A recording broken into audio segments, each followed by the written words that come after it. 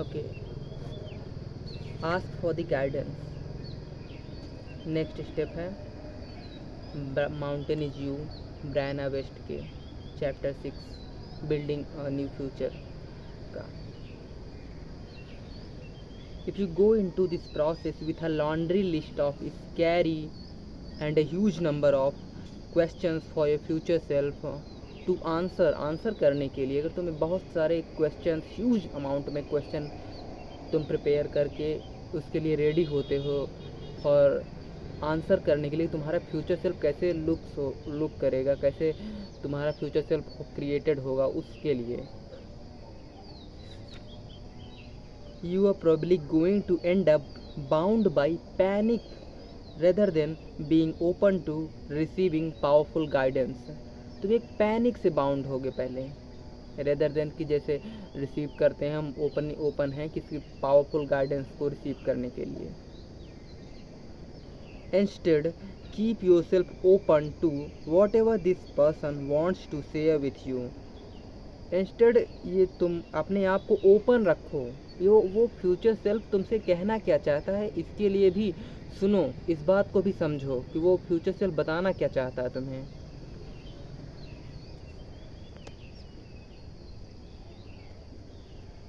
The message should be positive,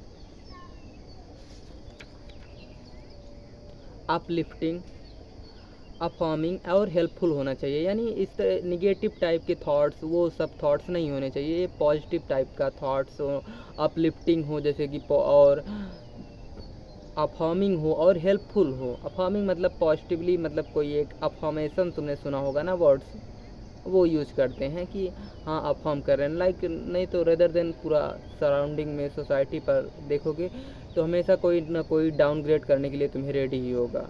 उसका खुद का कैरियर का या फ्यूचर का नहीं पता है, लेकिन वो तुम्हें डाउनग्रेड ज़रूर करेगा, क्योंकि ये वो ओशो कहता है ना कि जो उसके जिसके पास है वो वही स्प्रेड करेगा।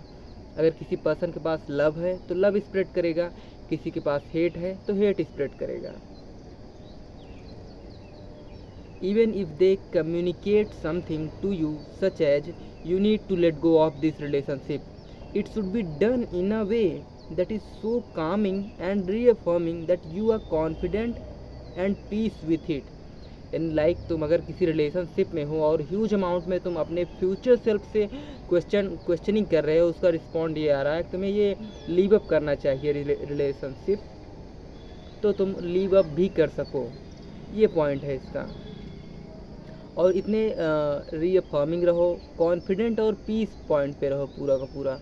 ये नहीं कि पूरा निगेटिव करें, ऐसे ऐड कर दो, निगेटिव कर दो, ये किसी को तुम उस फीमेल के प्रति या उस रिलेशनशिप के प्रति कि सामने वाले को ब्लेम करो, ऐसा भी नहीं बोल रहा है ये। Imagine them handing you the keys to your new life. Imagine करो कि तुम अपनी जो न्यू लाइफ क्रिएट हो रही है उसको एक तुम की हैंड ओवर कर रहे हो।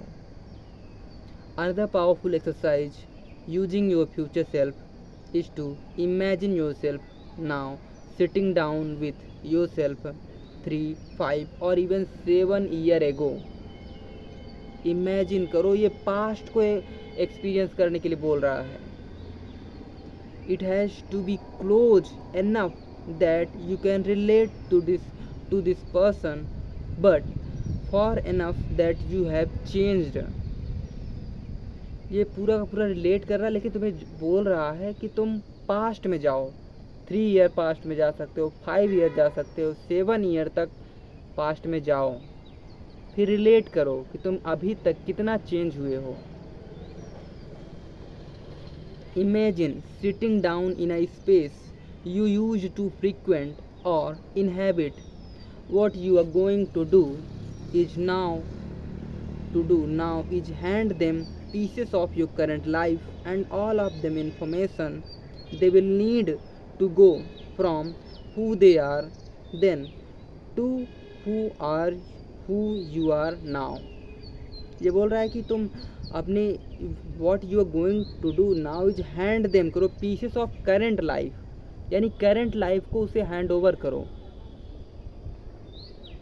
And all of the information they will need, और जो भी उसको इन्फॉर्मेशन चाहिए उसको भी they will need to go from who they are then who you are now. उस टाइम पे तो जैसे लाइक मेरा पास्ट अनुज और करंट का अनुज, इस बीच में वो डिफरेंस क्रिएट करो, इसे उस पॉइंट पर उसको पास्ट वाले अनुज को प्रेजेंट वाले अनुज से रिलेट करो। You can hand them your car keys, your email account for your job, your bank account, an outfit, or instructions on what to do in terms of career, relationship, or just to day habits। यानी अपने पूरे के पूरे तुम अपना bank account दे सकते हो, अपनी कार कीज दे सकते हो, ईमेल अकाउंट दे सकते हो, और इवन तुम कैरियर, रिलेशनशिप एडवाइस, ये सब कुछ दे सकते हो। यहाँ तक कि ये बोल रहा है कि अपने तुम जो आउटफिट अभी वियर कर रहे हो और जो पास्ट के 5 ईयर 10 ईयर या 3 ईयर में जो तुम वियर करते थे उसे प्रोवाइड करो, उसका पास्ट वर्जन देखो, समझो, ये बोल रहा है। और you can imagine your future self giving you aspect of your life now. Imagine them handing you the keys to the home you live in। जहाँ पे तुम रहते हो उसकी कीज़ दो, अपने घर की, होम की, और your wedding band, या फिर अपने वेडिंग बैंड की कीज़ दो। जब तुम्हारी वेडिंग हुई थी उसे बताओ, ये इस टाइम पे उस टाइम के पॉइंट्स को रिलेट कर रहा है ये। और anything else that is a part of your highest possible future self, या फिर कुछ अदर जो तुम्हारा हाईएस्ट पार्ट हो फ्यूचर सेल्फ का। अब ये फ्यूचर सेल्फ से रिलेट करने के लिए बोल रहा है। Remember this process should make you feel calm, affirmed and more self assured, not the opposite. ये पॉजिटिव, अफर्म्ड और सेल्फ अस्योर्ड फील होना चाहिए, ना कि इस तरह से फील हो कि जैसे फियर फील हो रहा हो तुम्हें। Fear is a hallucination, a trick of mind and gut. ये है एक हेलुसिनेशन है केवल फियर।